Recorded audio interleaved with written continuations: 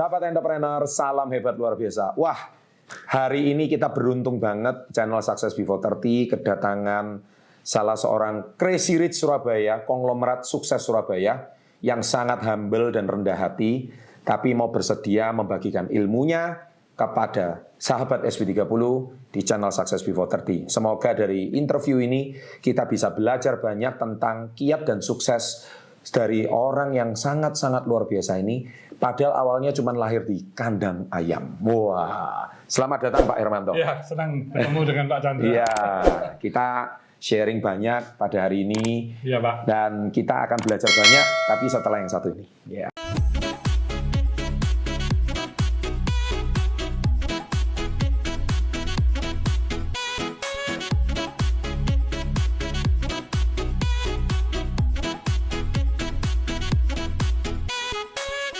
Oke, sahabat entrepreneur. Wah, Pak Hermanto apa kabar, sehat Pak? Ya, luar biasa. Oh, luar biasa. Selalu semangat. Selalu semangat ya. Kalau di channel kita ini salam hebat luar biasa. Wah, iya. Ya.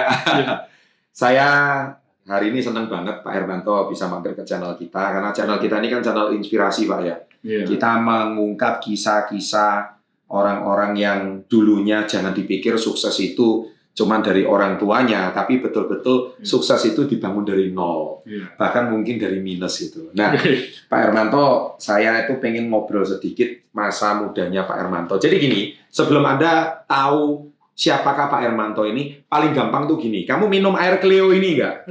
Nah, kalau ini Cleo, ini bukan endorsement, ini bosnya langsung ini ceritanya. Ini bosnya ya. Jadi kalau Anda tahu air Cleo, ini adalah bosnya. Nah, yang kedua, semua cat tembok, cat apapun, gedung atau apa termasuk cat tembok rumah kamu, jangan-jangan pakai merek Avian. Yes. Nah, ini juga bosnya. Nah, jadi kita akan tahu bagaimana konglomerat cat sama konglomerat air minum ini membangun kerajaan bisnisnya. Padahal beliau awalnya dilahirkan di kandang ayam. Pak, boleh diceritakan Pak? Bapak itu kelahiran tahun berapa, di kota apa, dan kok bisa sih di kandang ayam? Cerita sedikit boleh Pak? Iya, boleh Pak. Ya, ya. Wah, Pak Chandra ini hebat sekali. Terima kasih. Saya tahu dari Pak Chandra ini YouTuber nomor 3 terbesar di dunia. Kategori bisnis. Luar biasa. Terima kasih Pak. Luar biasa. Iya. Nah, ini senang sekali Pak. Ini Cleo dan Avian, ini meskipun nasional, kami bisa memenangkan persaingan di dunia bisnis AMDK dan CHAT ini. Betul. Yang demikian ketatnya. Iya. Ya, kalau saya ini dilahirkan pada bulan September tahun 1962 di Kota Malang. Oh, Arema, yang Arema komen, ya. Ini orang Malang ini banyak hebat-hebat ini ya. Iya. Oke. Jadi memang mama saya ini anaknya 5, saya yang paling kecil nomor 5, dan semuanya dilahirkan oleh bidan, Pak. Karena memang ekonomi kami ini memang waktu itu susah sekali karena papa kena PP 10 di tahun 60. Iya. Jadi memang harus tinggal di emper-emper di Gunung Kawi, Wihara, sampai akhirnya bisa menyewa rumah yang semestinya bukan rumah ya, tapi bekas kandang ayam dengan ukuran 1,5 kali 9 meter. Saya begitu lahir sudah tinggal di kandang ayam dengan papa mama. Ini menarik sekali ya. 1,5 meter kali 9. 1,5 itu kalau kita jalan aja sepertinya, itu. Ya, cuman pintu saja Pak. Jadi memang pintu, setiap hari itu harus dibuka. Itu rumah orang atau gimana itu? Bukan rumah, sebelahnya rumah orang itu adalah kayak gang gitu. Iya, kayak gang. Biasanya kalau rumah-rumah zaman dahulu, gang itu kan untuk piara-piara binatang. Betul. Jadi memang itu tempatnya pelihara ayam. Iya. Iya. Jadi papa saya menyewa di sana itu karena kondisi ekonomi masih sulit, tanah ya? Pak. Bawahnya itu bukan cor-coran, masih tanah. Jadi kamar mandinya pun di paling ujung dan dibuat cuma untuk khusus bisa berdiri aja itu. Saya salut ya. Jadi memang semuanya dilakukan di sana Pak.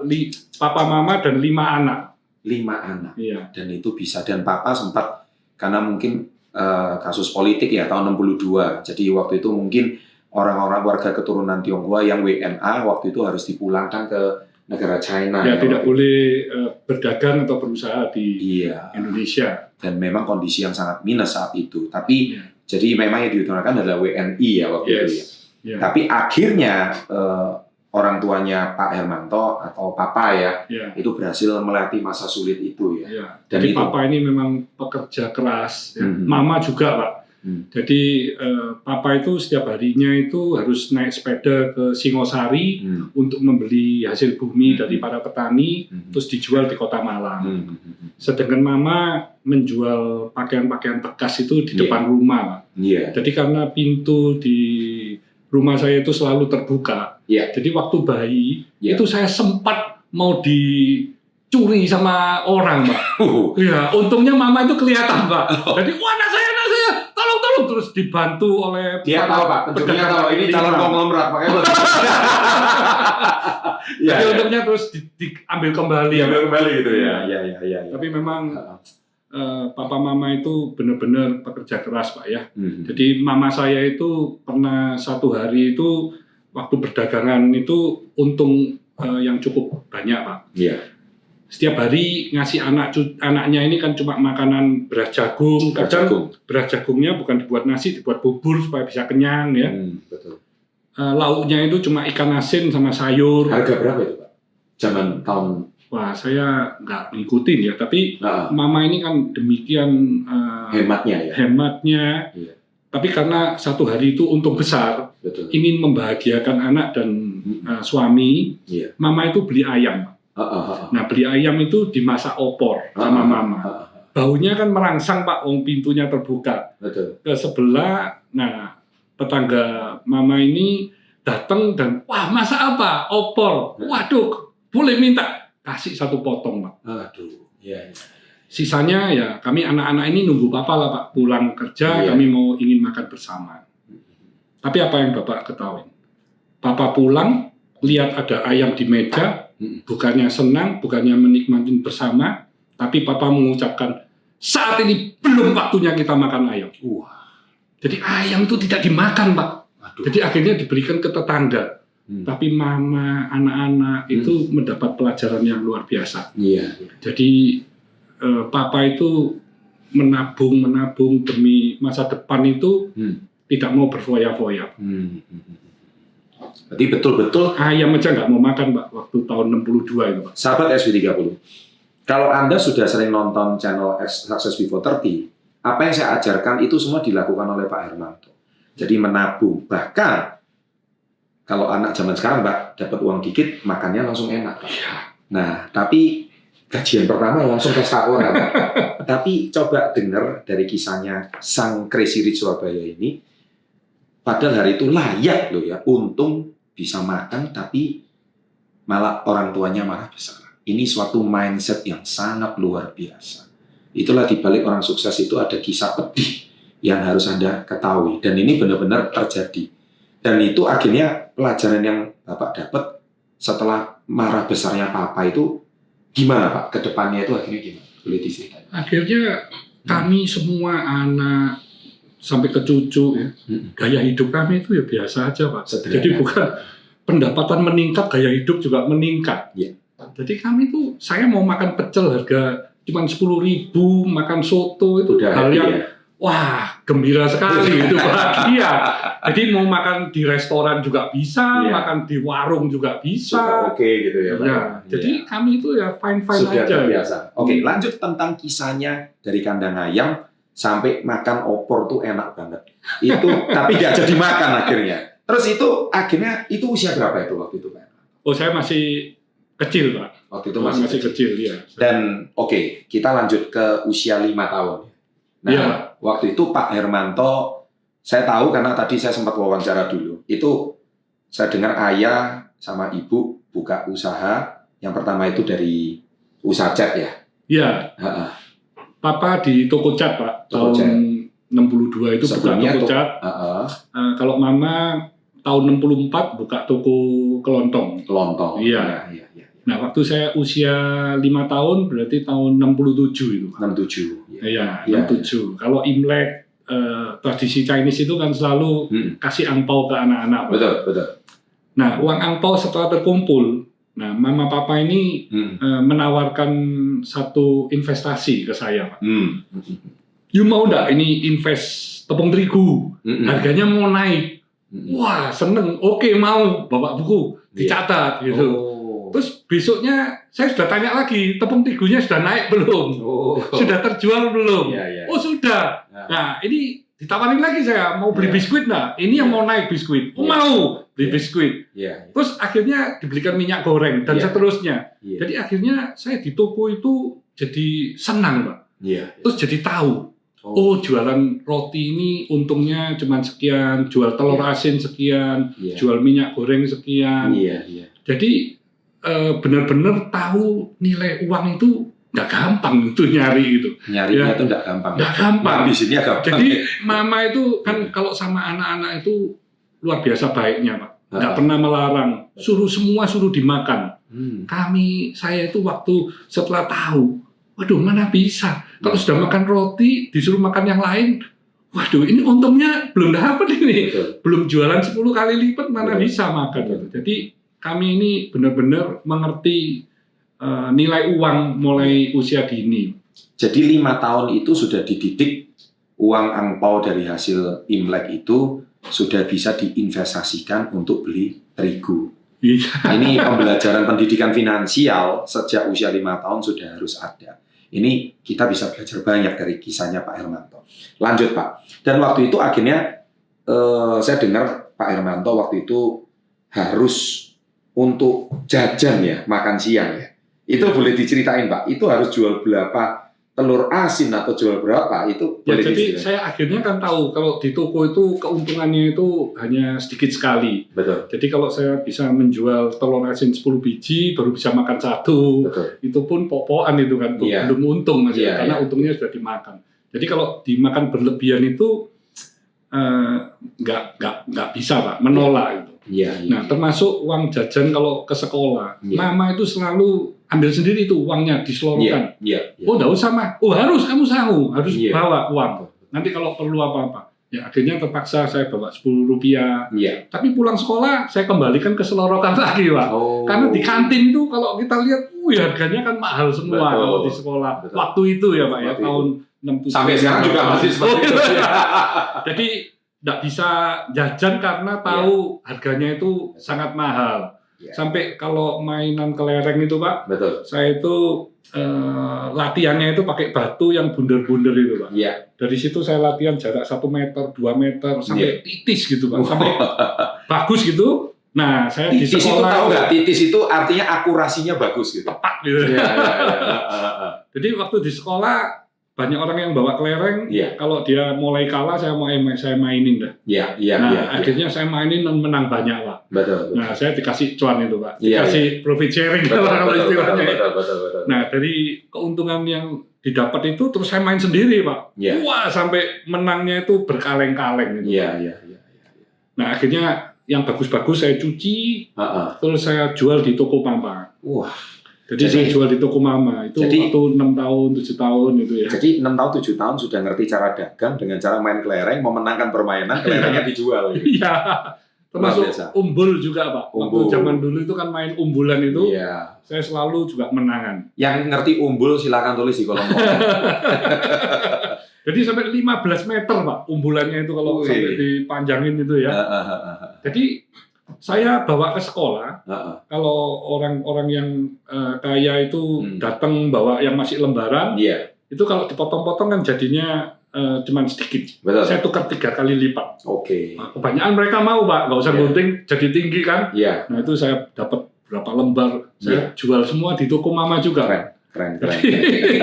Nah itu sampai 6 sampai 7 tahun. Terus ada kisah menarik apa lagi Pak di usia-usia itu? Nah di usia 8, 9, 10 itu mulai papa itu ngajak saya ke toko catnya Pak. Toko cat. Jadi saya disuruh ngelayanin di toko-toko cat itu melayani pembeli mulai dari 1 on, 2 on. Nah terus dari sana saya tahu kalau papa saya ini merek-merek tertentu itu jadi agen tunggal. Kalau agen tunggal itu keuntungannya jauh lebih besar. Nah dari sana saya juga akhirnya belajar product knowledge. Produk yang keuntungannya besar itu apa keunggulannya dibandingkan dengan brand-brand yang sudah laku. Betul. Wah ternyata keunggulannya banyak. Dari harganya lebih murah, lebih kental, lebih cepat kering, lebih kilap. Nah dari pengetahuan itu kalau ada pembeli yang mau brand yang sudah terkenal, saya switch ke brand yang papa jadi agen tunggal. Nah, hampir 90% mau, Pak. Menurut, karena mungkin masih kecil ya. Nggak mungkin bujuk ya. Dan memang nggak bujuk sih. Berarti anak kecil di toko, jaga toko, dan bisa cerita product knowledge gitu. Iya. Jadi saya ceritain keunggulan-keunggulannya. Itu umur? 8, 9, 10. Yang nonton ini usia 8-9 tahun, kamu ngapain? Jangan-jangan cuma main PUBG sama Mobile Legends. Ayo, bisa nggak niru kakek Hermanto ini loh, ya kan? Bagaimana usia beliau di 8-9 tahun, kerja kerasnya seperti itu. Terus itu yang menarik lagi sampai usia berapa? 9-10, itu mulai di usia 14 tahun. 14 tahun itu jadi gimana? Saya itu dipanggil oleh papa saya. Ditanya, di sebelah rumah ini ada apotek. Betul. Mau dijual. Betul. Kalau nggak dibeli, sayang. Karena ini persis di sebelah rumah. Tapi kalau dibeli, siapa yang jaga? Betul. Tanyanya ke saya, Pak. Saya ngomong, saya aja yang jaga. Padahal anak nanti bungsu, pulang sekolah, saya langsung jaga, Pak. Oh, bisa ya? Bisa, Pak. Oh ya, bis. Dibeli sungguhan, Pak. Suruh saya yang jaga. Padahal waktu itu masih sekolah. Iya, jadi saya gimana sekolah. membagi waktu sekolah sama jaga apotek? Jadi saya pulang sekolah, makan jam 1 sampai jam 9, saya itu di apotek. Jadi saya belajarnya itu jam 4, jam 5 pagi, Pak. Jadi saya bangunnya itu pagi, buat PR, belajar. Sampai sekarang saya bangunnya ya jam 4, jam 5 pagi, Pak. Keren. Jadi udah kebiasaan itu, akhirnya sampai saat ini saya bangun pagi, Pak. Loh, gini Pak Hermanto. Kan teman-teman kan waktu itu usia 14 kan juga masih sekolah. Waduh iya Pak, itu banyak main basket. Betul. Banyak permain, saya nggak bisa ikut Pak, karena saya punya tugas. Iya, saya sudah digaji Pak. Jadi saya benar-benar sama Papa dijadikan profesional. Dan celakanya lagi di apotek itu satu hari satu resep. Satu resep itu kadang juga nggak punya barang Pak. Jadi saya di awal itu sudah punya satu mimpi Pak. Apotek saya harus yang paling ramai di Kota Malang. Jadi dari mimpi itu akhirnya saya mempelajari. Apotek yang sudah rame itu harga jualnya itu berapa persen ngambil keuntungannya. Terus ngelayanin pelanggan itu berapa lama. Itu saya selidikin semua. Akhirnya saya membuat satu inisiatif bagaimana supaya harga saya itu paling murah, yaitu dengan membeli kontan, Pak. Seluruh PBF itu saya beli kontan. Dapat potongan 15-20%, saya berikan ke pembeli. Terus karena obat saya nggak lengkap, kelemahan itu saya jadikan kekuatan dengan saya kasih ongkos kirim, ongkos ambil resep gratis. Jadi saya cuma sedia sepeda motor, saya ngelayani customer, nggak perlu nunggu obat itu, saya kirimkan. Nah, dari sana pelan-pelan apotek itu semakin lama semakin ramai. Itu tahun 76. 76. 76. Nggak sampai setahun sudah ramai sekali, Pak. Waktu itu Pak Hermanto usia 14 tahun ya. Iya. Tapi sudah bisa berpikir sekreatif itu ya. Iya. Istimewa. Dan saya hafal, Pak, seluruh obat di dalam rak, di gudang. Karena saya ngeliatin yang mau expired, obat-obat yang mau kosong, itu saya hafal semua. Nggak perlu lihat kartu stok, Pak. Ribuan macam ini ya. Itu ngatur waktunya sama belajar gimana? Lulus kan? Sekolahnya lulus kan? Iya, ya pagi hari Pak. Pagi hari ya? Pagi hari. Iya. Terus katanya, tadi ada satu cerita yang menarik dari papanya Pak Hermanto, waktu Pak Hermanto ngerjakan PR ya? Iya, setelah di apotek itu 3 bulan, 4 bulan itu jam 4 sampai jam 5 itu kan sepi Pak. Betul. Nah, itu saya buat PR. Waktu buat PR itu, papa saya itu biasanya datang ke apotek itu jam 7 malam, jam 6 malam. Ya. Betul. Ini bisa jam 4 datang. Lihat saya buat PR. Terus papa tanya, kamu lagi ngapain? Buat PR, Pak. Kamu lagi ngapain? Lagi buat PR, Pak. Di sini ini kamu lagi ngapain? Kerja, Pak. Betul. Kalau kerja ngapain buat PR? Kamu lihat itu, obat-obat yang mau expired, yang mau habis. Terus gimana apotek itu supaya bisa lebih ramai? Pikir itu. Kalau kamu buat PR, kamu mau ngisi, ada pembeli tuh mau masuk. Kamu ngisi dulu atau langsung kamu berdiri melayani pembeli? Ngisi dulu. Itu. Guys, boleh. Jadi dari kisah cara mendidik ayah beliau sama Pak Hermanto ini ada sesuatu yang menarik. Biasanya Makanya nggak heran kalau Pak Hermanto bisa jadi konglomerat ya. Karena cara mendidik orang tua beliau itu di usia 14 saja. Di saat beliau bekerja sebagai direktur di apotek itu, malah beliau yang usianya masih usia pelajar. Wajar kan kalau beliau itu belajar. Iya kalau main-main, main game, belajar loh. Tapi orang tuanya justru menegur, kalau kamu di apotek bukan belajar, tapi harus bertanggung jawab sama apotek. Ini sesuatu yang bisa kita pelajari. Berarti orang tua beliau itu sangat strict ya, sangat disiplin bahwa profesional membagi waktu antara belajar sama bekerja itu harus jelas gitu ceritanya. Harus fokus ya. Dan dia sudah bisa melihat, kamu nanti kalau sudah besar, kamu lihat, kamu akan menjadi seorang pengusaha yang sukses. Wah, keren. Jadi DNA ini udah diajarkan sejak beliau bahkan usia remaja itu belum menginjak remaja, ini baru ini SMP kan ini ya. Iya, tapi saya sudah dapat profit sharing, jadi saya membeli audio, saya membeli tustel, beli bahkan waktu sudah 17 tahun beli sepeda motor, pakai uang sendiri. Jadi papa didik saya ini seolah-olah uang itu dari jerih payah saya, meskipun saya dikasih kesempatan papa untuk satu usaha. Semestinya itu uang papa lah ya. Luar biasa. Jadi apa yang diajarkan ayahnya benar-benar terbukti sama Pak Hermanto. Ngomong-ngomong kita wawancara di building beliau ini, di building Avian di Surabaya. Belakangnya background-nya jalan tol menuju airport. Ini fantastis banget. Jadi memang nggak salah gitu loh. Oke, menarik. Terus dari kisah 14 tahun ini, tapi Pak Hermanto pendidikan terakhir sampai apa? Saya terakhir kuliah di IBMT. Kuliah di IBMT. Iya. Jadi lulus S1. Iya. Luar biasa loh. Beliau tetap seorang sarjana loh. Jadi artinya tidak meninggalkan bangku sekolah. Iya. Jadi tapi tetap tidak melalaikan pekerjaannya ya. Iya, Pak. Jadi bersekolah sama berbisnis dijalankan bersamaan gitu. Iya. Keren. Jadi kalau kamu bilang nggak perlu sekolah, dengar nih Om Hermanto. Om Hermanto bilang apa? Tetap sekolah sampai selesai, bahkan tetap bisa bekerja, bahkan digaji. Dan yang paling penting itu kita bisa belajar dari sehari-hari kehidupan kita. Itu pelajaran itu kan tiada habisnya. Betul. Nggak cuma di sekolah. Jangan satu titel yang terlalu tinggi terus membuat you tidak mau belajar lagi, terus akhirnya you ketinggalan. Betul. Yang paling penting itu belajar di daily activity. Daily activity ya. Yeah. Ini tolong di quotes ini, tolong Anda tulis di kolom komen. Dan sampai usia saya sekarang pun katanya sudah kakek-kakek, saya masih tetap belajar. Saya tetap baca buku gitu. Dengar tuh ya. Saya masih lihat YouTube-nya Pak Chandra. Minimal 2 YouTube ya Pak ya setiap hari. Terima kasih Pak Hermanto. Ini satu kehormatan ya. Sekelas kayak beliau juga masih nonton channel Success People. Luar biasa Pak. Sangat positif. Terima kasih. Satu kehormatan bagi kita. Nah, jadi ini bicara soal belajar. Semangat beliau itu spirit belajar. Jadi bukan cuma gelar, ya. Tapi ingat, jangan Anda salah nangkep bahwa akhirnya nanti dianggap sekolah itu nggak penting, kuliah nggak penting, itu salah. Selalu saya bilang Pak di channel saya, sekolah itu penting tapi nggak cukup Pak. Nggak cukup. Nah, nggak cukup ya. Nggak cukupnya itu di daily activity ini ya Pak. Ya? Iya, karena setiap kita mengerjakan sesuatu, itu kita harus benar-benar tahu apa yang kita kerjakan itu dan terus ada improvement, ada perbaikan sampai kita benar-benar menjadi ahlinya dan menjadi nomor 1 di bidang tersebut. Luar biasa. Oke, terus setelah 14 tahun, ada nggak kisah pengalaman menarik Pak? Setelahnya itu? Waktu saya setelah menikah. Ya, itu usia berapa Pak menikah Pak?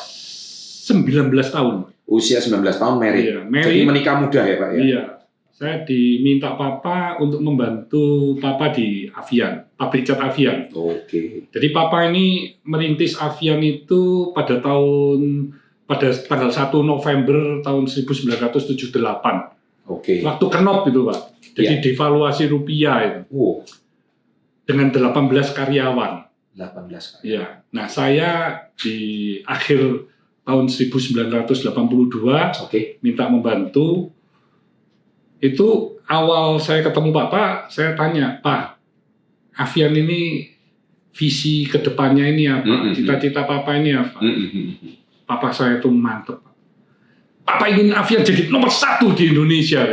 Padahal pabriknya ini masih pabrik yang belum besar. Betul. Pagar aja nggak ada, Pak. Drum-drum itu ditaruh di sawah-sawah. Betul. Jadi saya, semangat sekali. Saya ngomong, Pak, kalau gitu kita harus set up lab. Kita harus memperkuat R&D, quality kita jaga, yang sudah bagus ini kita pertahankan terus. Nah itu Avian itu tumbuh terus double digit setiap tahunnya. Jadi Avian ini sekarang sudah 40 tahun. 40 tahun ya. 40 tahun itu ibaratnya kalau setiap 10 tahun itu naiknya puluhan kali. Dasawarsa ke-20 naiknya ratusan, dasawarsa ke-30 naiknya ribuan, dasawarsa ke-40 lebih ini sudah puluhan ribu kali. Sehingga merek cat nasional yang dari home industry bisa bersaing dengan perusahaan-perusahaan global, perusahaan-perusahaan asing. Ini dan kami menjadi salah satu yang terbesar di Indonesia. Gila, jadi, salah satu ya? Iya. Kalau di dunia Pak, mungkin bisa jadi ya? Di dunia, pada ulang tahun yang ke-40 ini, kami bersyukur kami jadi yang nomor 40. Jadi, siapa bilang harus company luar yang selalu lebih besar dari Indonesia? Ternyata Indonesia ini banyak hidden entrepreneur yang hebat. Bahkan perusahaan kita ini termasuk perusahaan cat nomor 40 ya di dunia. Di dunia, kalau ngomong dunia. Congrats ini ya, untuk Avian ini top banget ini ya. Oke, jadi itu usia 19 tahun. Dan perusahaan cat yang terintegrasi satu-satunya di dunia juga, Pak. Jadi Avian ini buat mulai dari bahan bakunya, dari aditifnya, dari packagingnya, kaleng, printing, terus extender kalsium karbonat, termasuk distribution network-nya semua ke 45.000 pelanggan. Jadi benar-benar sangat integrasi dari hulu ke hilir. 45.000 pelanggan dari hulu sampai ke hilir, ya. Kamu yang baru punya 2 langganan aja sudah mau mundur. Ini 40 tahun, guys, ya kan seumur saya ini perusahaan udah berdiri gitu ya. Jadi moto kami Pak ya, kalau di Avian ini, kalau harga sama dengan kompetitor siapapun, harga sama, quality Avian pasti jauh lebih bagus. Wah, itu dia. Jadi itu yang kami berikan, karena kami punya cost efficiency itu sangat bagus. Sangat bagus sekali. Jadi memang value oriented. Ya, jadi satisfaction customer oriented itu juga ya. Oke, dan itu usia 19, awal merintisnya. Itu kan pasti suka dan dukanya banyak ya. Oh ya. Boleh diceritain sedikit. Ceritanya itu gimana? Kami kan dari Malang ke Surabaya. Betul. Itu saya setir sendiri, Pak. Jadi saya bergantian dengan kakak saya juga. Jadi kalau berangkat jam 5 pagi, pulang kan jam 7, jam 8 malam. Betul. Itu kan kadang kan ngantuk itu Pak di mobil. Jadi ini saya jewerin sendiri nih Pak, supaya tetap fokus, supaya nggak ngantuk ya Pak. Tapi ya enjoy Pak. Karena semua kalau yang saya nyetir semua tidur Pak. Iya. Jadi setirnya enak gitu ya? Kapan-kapan di stop. Ngerem sama ngegasnya itu pas gitu. Smooth. Oke, jadi itu awalnya jadi apa ya? Jual dari memasarkannya dari satu toko ke toko yang lain atau gimana? Iya, karena Papa kan pengalaman dari punya toko cat. Betul. Jadi kan mengerti benar apa suka dukanya di toko cat. Jadi waktu kami beralih naik ke level pabrik, kami juga sangat concern terhadap toko-toko cat itu bagaimana supaya mereka juga bisa dapat manfaat untuk menjual cat-cat kami itu. Oke. Ya. Jadi mereka nggak usah stok, kami yang punya stok di tiap-tiap kota besar. Jadi mereka butuh, kami langsung kirim. Jadi mereka sangat suka untuk memasarkan cat kami. Luar biasa. Nah itu ngerintisnya kan dari usia 19 ya. Mulai kelihatan hasil itu usia berapa? Mulai tahun 94, 95 ya. Itu usia berapa Pak Hermanto? Itu usia 32, 33. Berarti memang merintisnya cat ini cukup lama juga ya Pak? Lebih dari 10 tahun ya? Waktu proses awal-awal perjuangan itu. Pernah nggak Pak ditipu karyawan? Atau ditilep gitu? Atau misalkan... Ya sering sekali. Itu sudah kejadian sehari-hari ya. Itu kayaknya syarat kalau mau maju jadi pengusaha sukses itu bagian gitu ya Pak? Iya Pak. Iya. Terus pernah nggak Pak misalkan nggak dibayar sama customer gitu? Oh ya banyak Pak. Banyak sekali. Banyak ya. Dengan 1000 alasan lah. Gitu ya selalu. Tapi ya secara percentage kami masih sehat, masih di bawah 1%. Masih di bawah 1%. Ya. Jadi kami ini waktu krisis Pak, 97-98. Nah, itu gimana itu? Itu Papa ini kan selalu mengajarkan ke kami, anak, cucu semua itu dalam hal bekerja. Yang paling penting itu adalah reputasi dan integritas. Saya ulangi ya, reputasi dan integritas. Integritas. Tolong Anda tuliskan di kolom komen, nasihat dari ayah Pak Hermanto, reputasi dan integritas itu yang membuat Anda bisa sukses ya. Itu tolong ditulis. Jadi waktu krisis 97-98 ya, Betul. kami seluruh perusahaan, seluruh anak cucu punya usaha, itu tidak ada yang sampai hutang tidak bisa dibayar, Pak. Baik hutang ke bank maupun hutang ke prinsipal. Semuanya kami bisa bayar. Karena Papa sudah mengajarkan, jangan berhutang dalam mata uang asing, karena kita ini kan berjualannya di Indonesia mendapatkan uang Indonesia. Jadi kalau hutangnya mata uang asing, terus ada devaluasi atau perubahan, terus nilainya itu jadi berlipat kali, you nggak bisa bayar, bagaimana tanggung jawab you kepada bank atau pihak ketiga tadi? Jangan tamak, jangan greedy, tapi you harus punya perasaan perhitungan tanggung jawab. Nah ini yang akhirnya menyelamatkan kami dari setiap krisis apapun. Berarti krisis tahun 97, saya hitung berarti usia Pak Hermanto waktu itu mungkin 35 tahun. 35. Nah, itu semakin jos, Pak. Karena banyak perusahaan-perusahaan itu yang bermasalah finance, akhirnya nggak fokus, kami tetap fokus. Kami tetap menyuplai seluruh pelanggan-pelanggan toko cat, non-stop. Sehingga pertumbuhannya itu justru malah lebih bagus. Waktu itu ya. Nggak gampang, nggak banyak loh Pak. Tahun 97 perusahaan yang nggak selamat itu banyak gitu. Tapi kami termasuk yang konservatif, Pak. Wah. Ya. Dan Papa juga pesannya, jangan ada aji mumpung. You ada masalah di perusahaan, masalah di keluarga, apa yang sudah dijanjikan itu harus dipenuhi.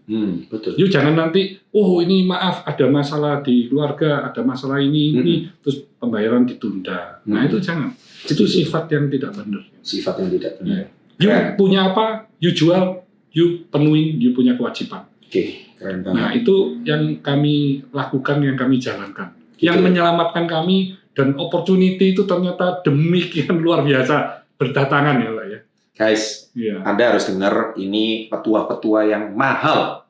Kalau Anda dapatkan ini di seminar, seminarnya juga nggak murah. Sekarang Anda modelnya cuma kuota, wifi gratis, bisa dapat petua-petua mahal. Petua ini percuma kalau kamu nggak praktekin deh, ya kan? Tapi kalau Anda bisa praktekkan ilmunya Pak Hermanto ini, itu pasti akan bermanfaat bagi hidupmu.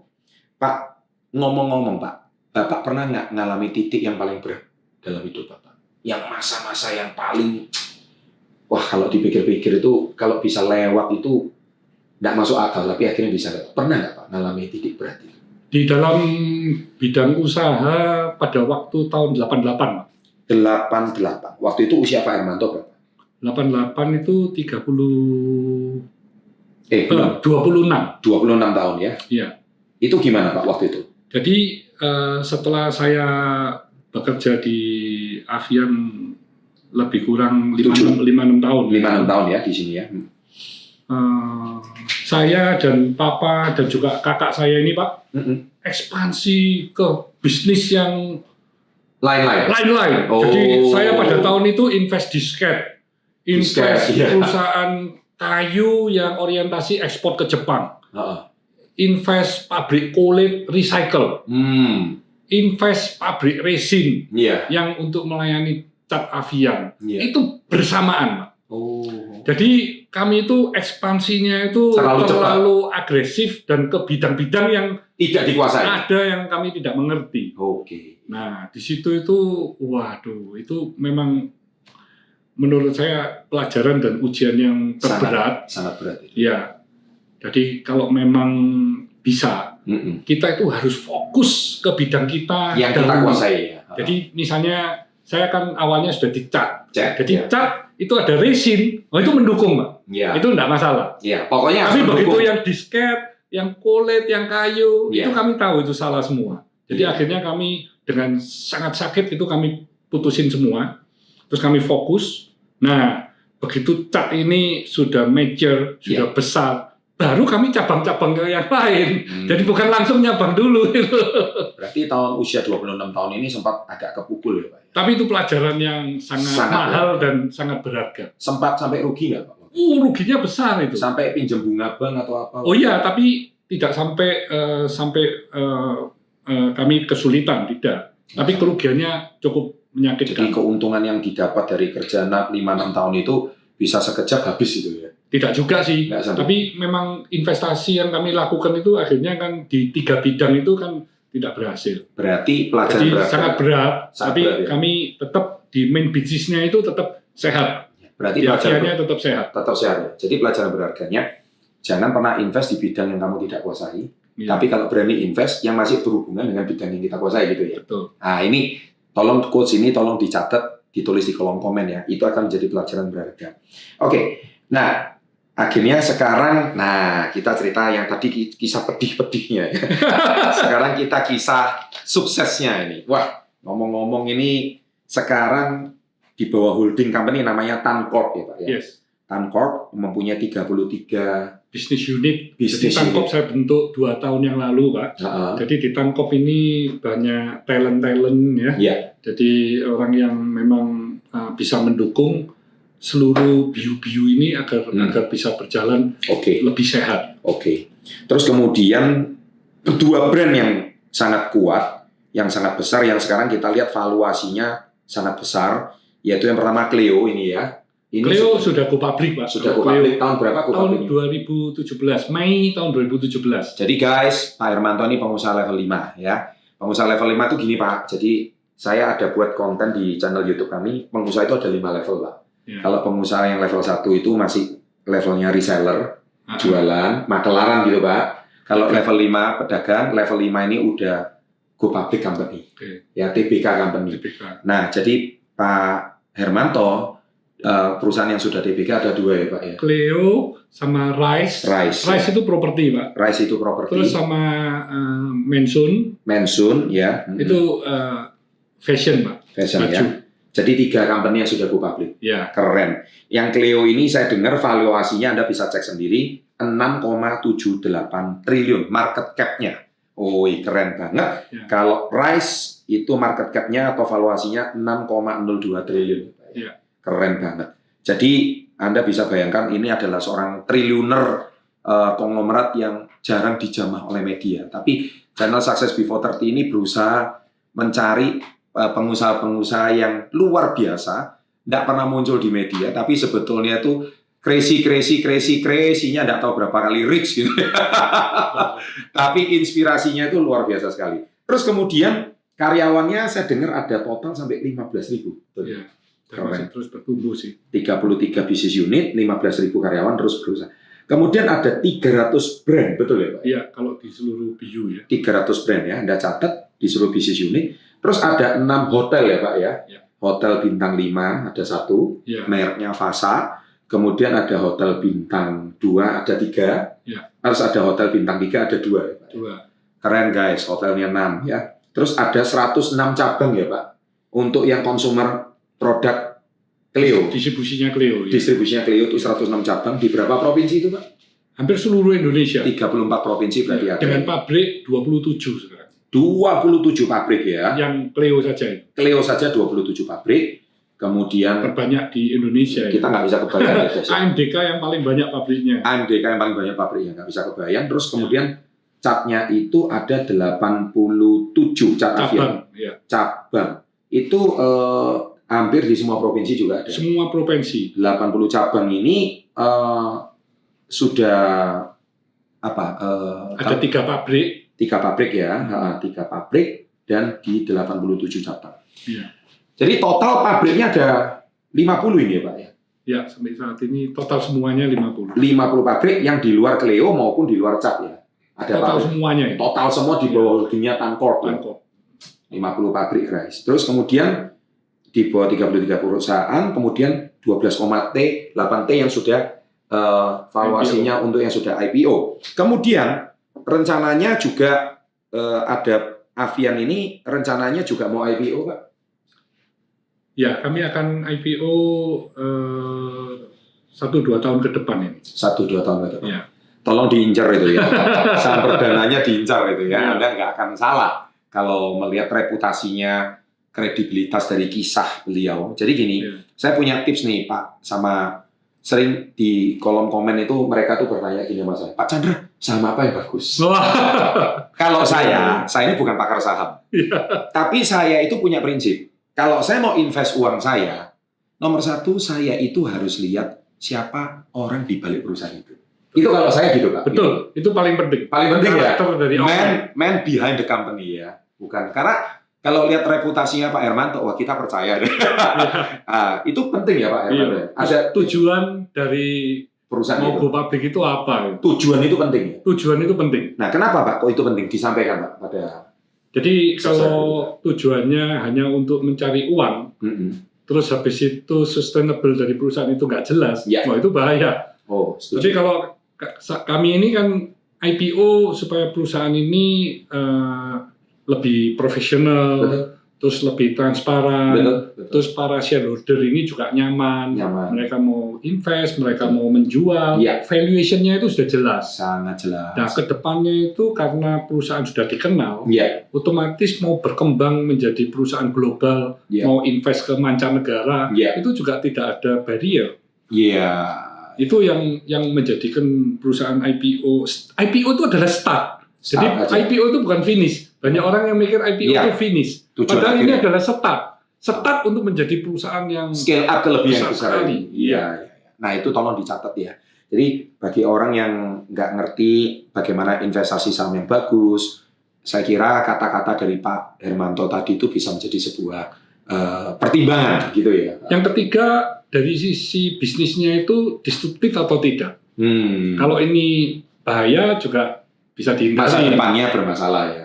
Ya ada substitusinya. Iya. Jadi ini teknologi ini kan seperti yang tadi Pak Chandra ngomong, perubahannya ini kan luar biasa sekali. Nah kalau you mau invest di satu perusahaan yang nanti kedepannya itu sunset, ini jangan, kan bahaya. Setuju banget. Nah terus yang selanjutnya yang perlu diperhatikan adalah pertumbuhannya. Growth-nya. Kalau growth-nya ini double digit, waduh, you invest, you tinggal tidur aja sudah. Jangan dijual belikan. Jadi you fokus pada you punya bisnis, you punya kerjaan. Jangan ngeliatin layar monitor saham terus itu kan jadi mengganggu gitu. Itu kalau yang di channel kami Pak, yang video yang kami paling booming itu 3 cara menabung. Itu sudah ditonton 3 juta view. Wow. Saya mengajarkannya menabung saham. Bukan bermain saham, Mbak. Iya betul. Betul, cocok, Pak. Cocok ya. Jadi kami itu selalu mengajarkan kelebihan uangnya itu ditabung, Pak. Betul. Bukan dimainkan. Kalau bermain, yang untung sedikit udah diambil untungnya, yang rugi di average tambah rugi, akhirnya sampah yang dikolek. Ya pasti rugi lah, Pak. Nggak mungkin untung, Pak. Karena yang untung sedikit-sedikit sudah diambil. Rugi banyak ditahan.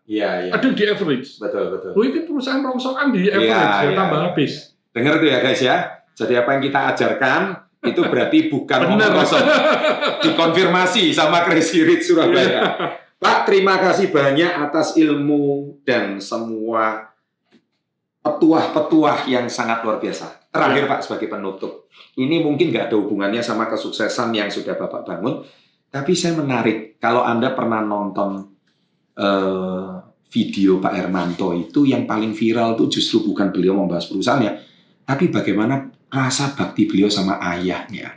Wah, ini yang luar biasa. Di balik suksesnya Pak Hermanto itu ternyata ada kisah yang sangat hebat bagaimana ayahnya mendidik beliau, tapi sekarang ayah beliau usianya 91, sedang terkena penyakit Alzheimer's. Ya, itu penyakit yang kebetulan kami berdua punya kisah yang sama. Ayah saya juga kena Alzheimer's, Pak Hermanto juga kena Alzheimer's. Memang kita sebagai seorang anak itu rasanya kurang rela kalau ayah yang membesarkan kita itu sakit untuk penyakit yang tak bisa disembuhkan. Tetapi video beliau itu sangat viral di sosial media, di Instagram, di Facebook.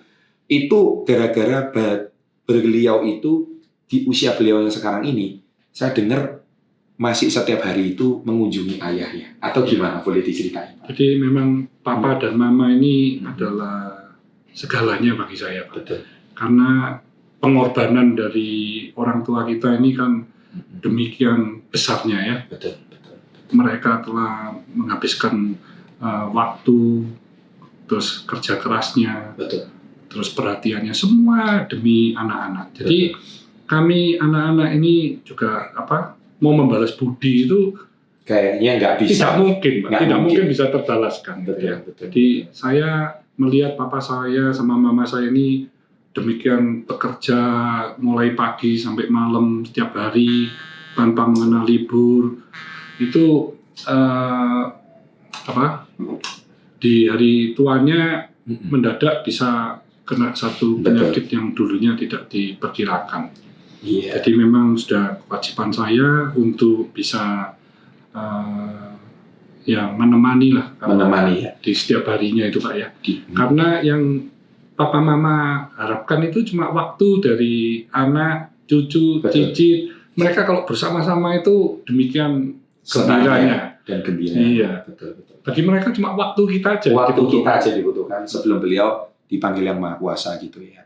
Dan satu hal yang Pak Hermanto saya salut, yaitu sesibuk apapun beliau sekarang dengan perusahaan yang demikian ini, tapi beliau tak lupa menyempatkan waktu untuk setiap hari itu meluangkan waktu sama ayah. Iya, jadi harus bisa bagi waktu kita ya. Bagi waktu. Semua orang kan waktunya sama Pak, 24 jam. Iya. Jadi bagaimana dalam waktu 24 jam itu kita bisa memberikan prioritas untuk keluarga, Iya. untuk pekerjaan, Iya. untuk olahraga, Iya. kesehatan kita, untuk Iya. waktu kita istirahat, Iya. sehingga kita ini juga bisa sehat secara jasmani Betul. maupun Rohani. sehat secara rohani, Iya. dan tentunya sehat secara finansial. Oh, itu penting banget. Jadi guys, Anda jangan lupa kisah suksesnya Pak Hermanto. Rupanya pendidikan orang tua, dan yang terakhir tidak lupa berbakti sama orang tua. Itu yang paling utama. Ya. Pak, ada nggak Pak nama-nama perusahaan Bapak yang secara historical itu nama orang tua ada di dalam atau bagaimana gitu? Fasa Hotel. Fasa Hotel itu Fasa gimana? itu dari nama papa saya. Papa saya itu namanya Sutikno. Sui-nya itu air Pak. Sui itu air, Sutikno. Air. Nah, air itu bahasa Sanskertanya Fasanta. Oh. Jadi Fasanta saya ambil Fasa. Oh. Jadi Fasa Hotel itu bintang 5 Iya. yang saya bangun. Iya.